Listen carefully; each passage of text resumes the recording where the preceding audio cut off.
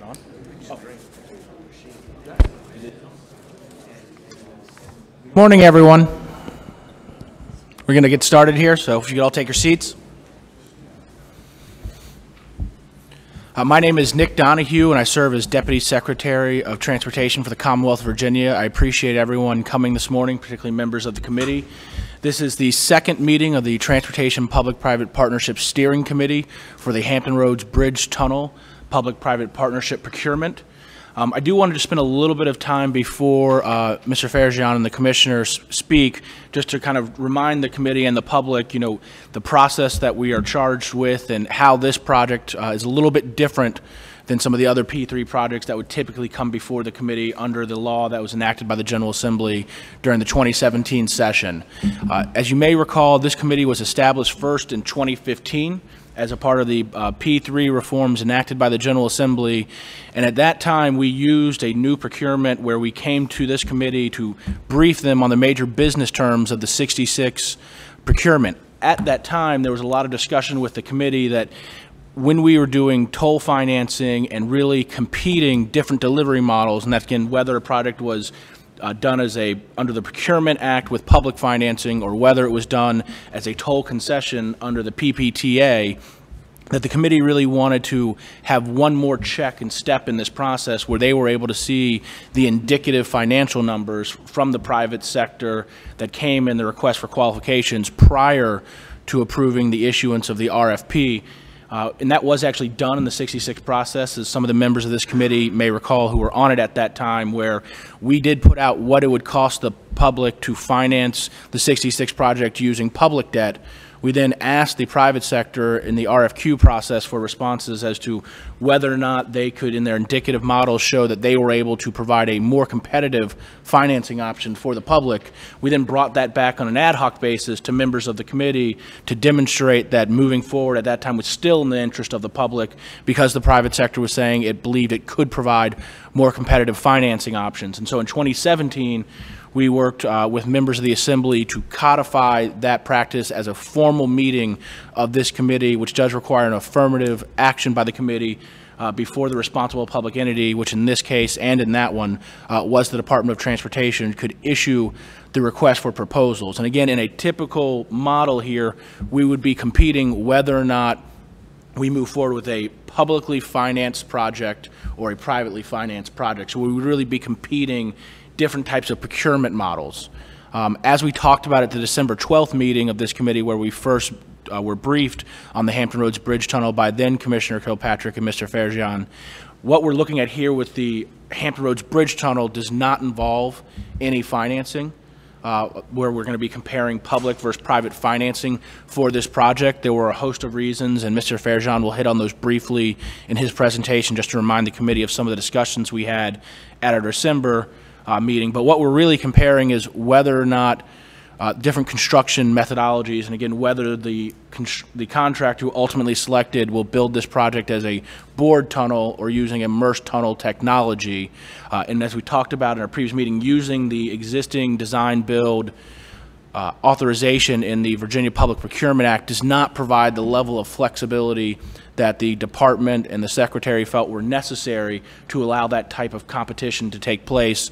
Because typically under the design build, we would develop 30% plans and then the contractor would finish that design. However, if someone is boring a tunnel versus, you know, immersing it and digging a trench and putting that tunnel in there, you can't start from the same base of plans because they might be so divergent that we were concerned that that might actually stifle the competition and not allow us to effectively compete two different types of construction methodologies. So I really want to just kind of say that at the start of this meeting and before they come up, because for almost any other P3 I think that will come before this committee, at this time we would be again going in much more detail back through the public sector analysis and competition, then likely going into closed session to discuss the financial and indicative models we would have received from the private sector.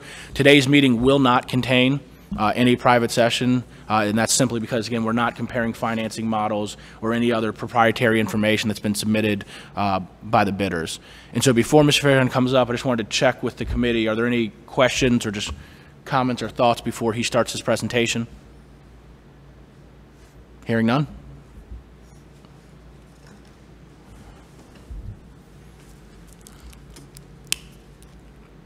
Morning, Mr. Chairman, members of the committee. Thank you very much for your time. Today, I want to walk you through some of the steps that we have taken so far in development of Hampton Road Bridge Tunnel expansion project. Brief you on the information we have received in response to the request for qualifications that we issued from private sector. And toward the end, talk about the next steps, what steps is in front of us, and Commissioner is going to come after me and talk about his view of the project, finding a public interest, and as well as his vision for the next steps. So I will start my presentation with, let me make sure that this works. It's like that we have it. Oh, okay. It's working now. So I will start my presentation with what was done before our first meeting. If you remember, in in December of last year, we were in front of you. We presented this project to you, and this slide should be familiar to you, as well as a couple of other slides that I will have after this slide. I just want to refresh your memory about what was done before. So in December of 2016, CTB issued resolution endorsing Alternative A, which I will talk about what it is, tell you about the project scope again, as the Hampton Roads Crossing Study preferred alternative. In April, VDOT conducted an industry day. We met with industry, we got some feedback from them. We issued a request for information. We had one-on-one meetings with them, and we were able to understand where the industry stands in terms of this development. In June, FHWA issued the record of decision on the NEPA study.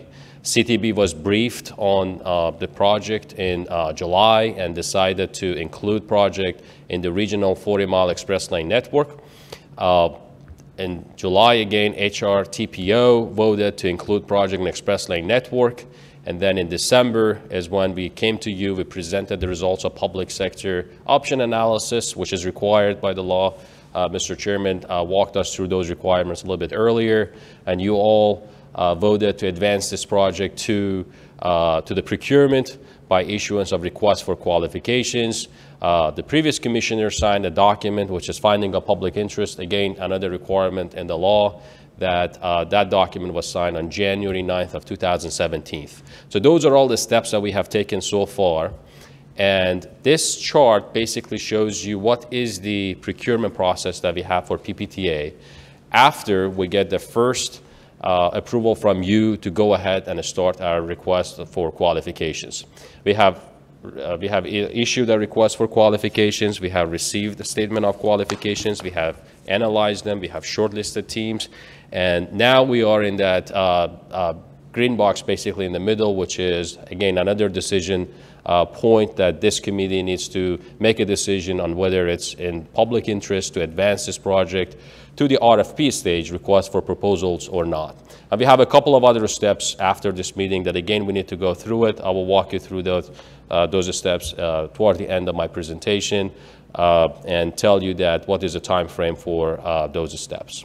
And for members of the committee, I do want to note, again, there's 3 meetings that are required by law to take place. The first was the one in December, which allowed the department to issue the request for qualifications. There's this meeting where if the committee acts in the affirmative, they will then shortly issue the request for proposals. Then there's a final meeting that is, again, at the end of the process where the department is required to come back and brief this committee on the executed comprehensive agreement and, walk back to the finding of public interest and the ultimately executed agreement, and demonstrating that the major business terms and other items do comply with the information that was presented to this committee and affirmed by both the Commissioner and the Secretary of Transportation. Thank you. And that last meeting, as you can see it on the chart, is basically the last step, the last green box that you see on the chart. That's the last meeting that we have to come back to you and brief you on the proposals that we will receive from private sector. So with that, I will just refresh your mind on project scope, that alternative A that we talked about a little bit earlier, and what we have used as basis of our procurement is making improvements to Hampton Road Bridge Tunnel, expanding the tunnel basically between I-664 in Hampton which is exit 264, and I-564 in Norfolk, which is exit 276. This slide is exactly the slide that was presented to you before. 12 miles of improvements in I-64, including the construction of a new HRBT tunnel. And this new tunnel most probably would serve eastbound traffic. The two existing tunnels would serve westbound traffic. We haven't really finalized the scope, but when I say new tunnel, it might be one tunnel, it might be two tunnels. We know that we need 4 lanes of new capacity. Going to project benefits, again, another slide that should be familiar to you. These are the benefits that previous commissioner used in his finding of public interest. Person throughput, congestion mitigation, safety, economic development, environmental quality, and land use. I'm not going to go and talk about each one of them again, but I just wanted to refresh your minds that this project intends to help that region with these benefits, and we all are familiar with all the issues that are down there, and these benefits have been discussed in detail in the environmental document as well. I want to refresh your mind about why we are using PPTA for a design build delivery model. In the previous meeting, if you remember, we had very good discussion on why this project is a little bit different than other design build projects that we have in terms of complexity, in terms of size of the project, and also in terms of construction methodology. We have 2 different construction methodologies that are still on table. In conversations with the industry, it seemed back at that time that both of those construction methodologies are the ones that industry is interested in: immersed tube tunnel and a bore tunnel. And actually, the SOQs that we have received, it confirms the assumption that we had back then, because I will walk you through those SOQs and you will see that we have shortlisted teams under both construction methodologies. 3 teams have been shortlisted under immersed tube tunnel, and one of those teams is not submitting under bore tunnel, but the other 2 have indicated they are interested in bore tunnel as well. So the assumption we had back then and we presented to you, it's actually confirmed now with the SOQs that we have received from industry. Just want to reiterate what we told you before, that VDOT has the authority to pursue a design build procurement under both PPTA and Virginia Public Procurement Act.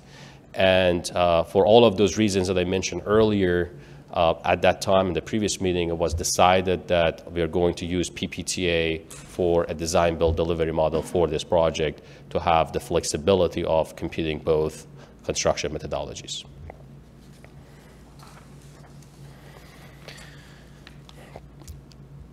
If we had not received interest from private sector on both of those methods, we could have potentially come back to you and maybe change the position that we had back then. But as mentioned earlier, the SOQs we received, it confirms that private sector is interested in both of them. So now I want to move to the next slide, which is basically conclusions from public sector option analysis that we did back in fall of last year. Design build is the public sector in this particular case, because HR TAC is paying for the majority of expenses. HR TAC revenue bonds, HR TAC pay-as-you-go financing, and potentially other public sources would pay for the costs of this project. Design build preserves the flexibility to bundle operation and maintenance of this facility with operation and maintenance of other facilities that we have in that area in terms of a network of express lanes. And we have presented that to you and CTB before, that VDOT is looking at a network of express lanes in the region, and we would like to have the flexibility to bundle operation and maintenance in case there are savings as a result of looking at the network and not individual projects. And Mr. Fairchild, I kind of interrupt you there. I do think, just as a quick back to the previous meeting, we believe the best opportunity to leverage the toll lane network for the benefit of that region, and I do want to stress, we've talked with the Hampton Roads Transportation Accountability Commissions and other in that region. You know, we believe that looking at the full 40-mile network provides likely the largest benefit for that region from a monetary perspective to help assist them deliver the projects that they might consider, you know, free up regional revenues for other key projects down there. And so we were concerned that simply leveraging this portion of that network without the other remaining connecting segments, you know, like 64 on the south side as well as potentially 64 on the peninsula there, would not provide the largest potential benefit. But I do want to note again, in the future we may be coming back to this committee to have some discussions about potentially leveraging that network. If we do so, again, those revenues will stay in the corridor, they will stay in the region, and I anticipate that should we do that in the next year or two, a fair amount of those revenues would actually go to support the construction of the Hampton Roads Bridge project. We just think it's more beneficial to separate these two items due to the complexity of the construction and the likely greater financial benefit from combining the full express lanes network. Just to add to that, you know, while we certainly agree with Mr. Donahue's comments around the financial aspects of this, we also, though, think there are operational benefits to having a single operator. Just so that from the perspective of the user of the facility, if they have a single operator to deal with. So that's kind of a multi-viewed benefits on this project. Thank you very much.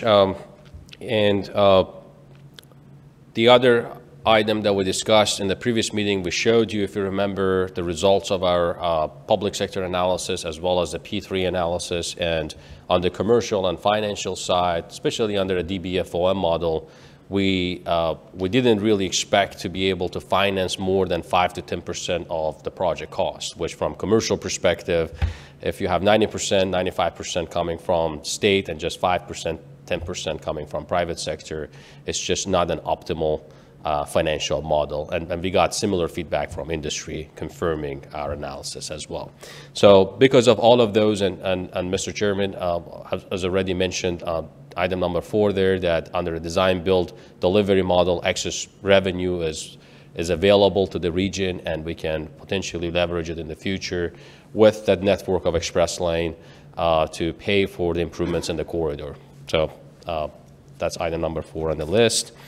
With all of that, I'm going to now talk a little bit about procurement activities after the meeting that we had in December.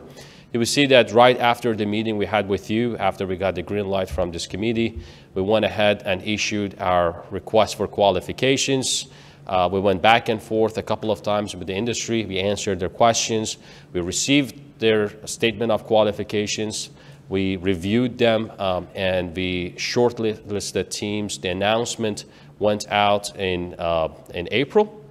You can see that April 26th of 2018, there was an announcement on shortlisted offer teams, and now we are ready to go to the next step. If this committee gives us their approval, we are ready to issue requests for proposals in a draft format and start our discussions with private sector in order to get proposals from them. Just want to brief you on the teams that we have right now in the project, interested in the project. You see that there are basically 3 teams.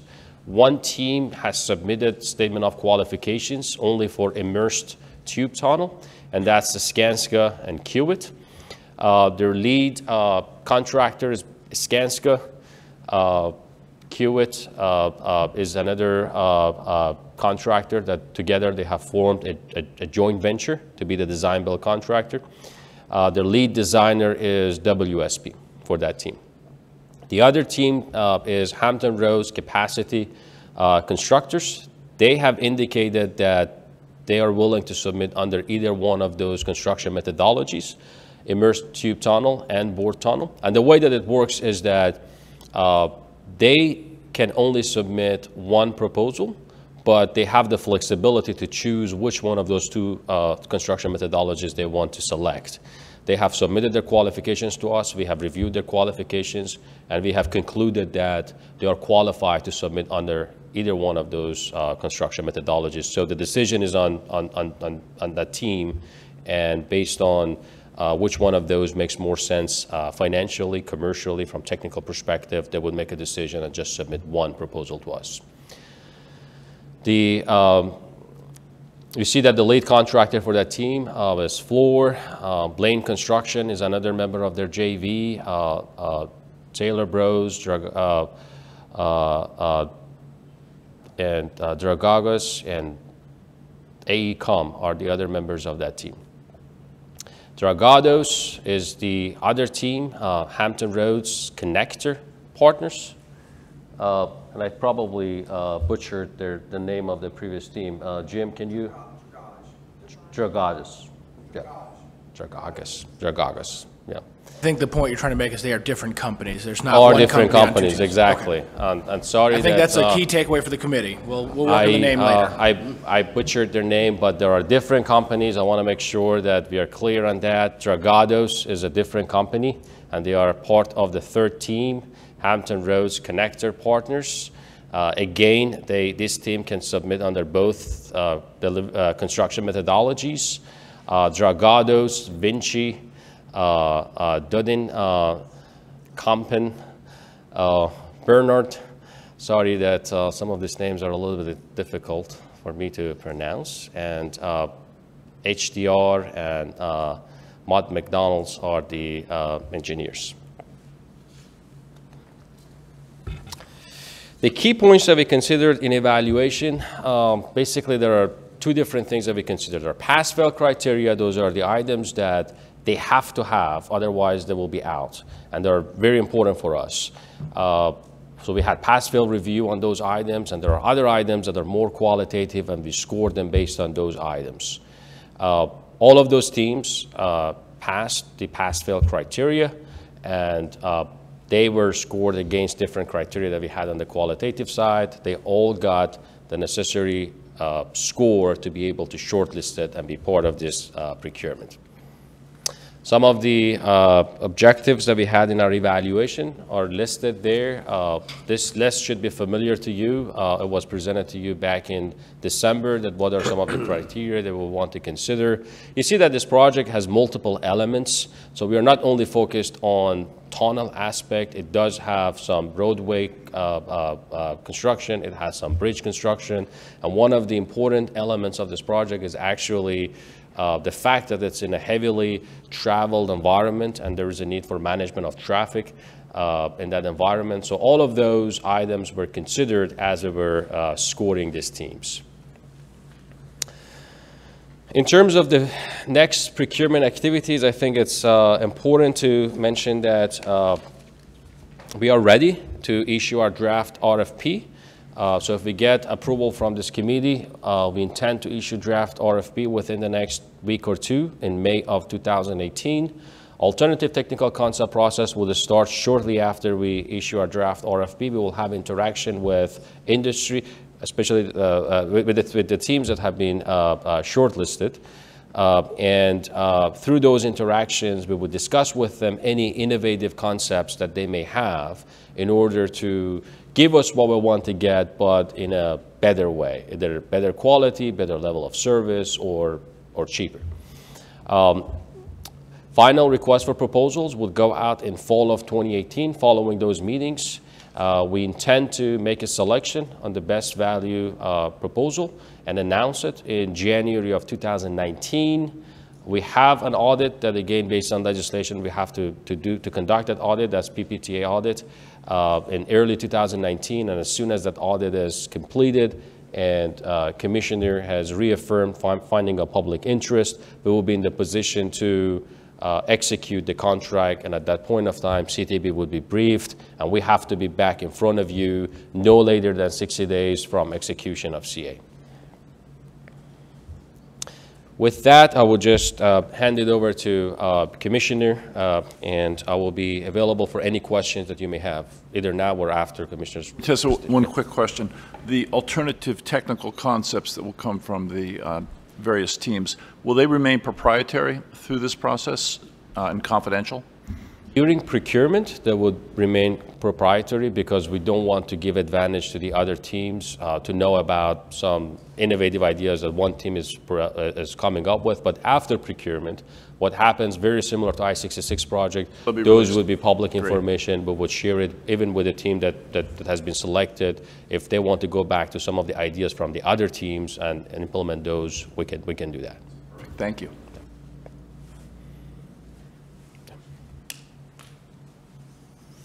Morning, Commissioner. Morning, members of the committee. I'm Stephen Britch, Commissioner of VDOT. As Morteza has indicated to you, the committee's already seen the finding of public interest that had been reviewed and approved by Commissioner Kirkpatrick at the time and Secretary Lane. The purpose of me being here today is just to reaffirm that finding of public interest based upon the information that I have reviewed over the last, since I've taken the seat. And this is that reaffirmation that the finding of public interest still holds true and that we should continue to move forward with the design build model of procurement through the P3 process. So what I'm going to ask that the steering committee take under consideration and concur with is that and it's in your package, the resolution that's in front of you to develop the project as a qualifying transportation project that serves in the public interest, and that we move forward with the development of the project, as I said before, serving in the interest of the best interest of the public. So if there's any other questions of myself or Morteza. Members of the committee have any questions for the commissioner or any additional items that they'd like to discuss? Well, I guess then before you, there is a resolution, as Commissioner Britch noted. This is a resolution of the committee. It has two be it resolved clauses. The first would be a finding by the committee that the development of the project as a qualifying transportation facility serves the public interest pursuant to 33.2, 1803.1. And again, that deals with the finding of public interest. That's what that statutory reference is there. The second is that moving forward with the development of the project serves the best interests of the public pursuant to 33.2, 1803B1. That section deals with that moving forward with a P3 rather than a publicly financed or Virginia Public Procurement Act project, excuse me, is in the best interest here to move forward with that proposal. And so if there are no more questions, I think the chair would entertain a motion from any member of the committee. We have a motion. Do we have a second? All right. All those in favor, please say aye. Aye. Any opposed? Well, thank you all very much. Thank you, Commissioner. Thank you, Mr. Farrajon. And again, thank you, members of the committee, for coming here this morning. I really do appreciate your time and effort, as well as members of the audience for attending. I do want to note we will be back in front of you sometime in early 2019, hopefully after we receive bids back from these three submitters. We will also, I anticipate, be having discussions with this committee, and we'll be reaching out to members to discuss the Express Lanes network in general in the Hampton Roads region, probably in the next calendar year. And so I know that was something we talked about at our December meeting, and I just wanted to note that has not gone away. It's just simply kind of in a holding pattern for the moment as the office moves forward with this large procurement. So again, thank you all for attending, and this concludes today's meeting.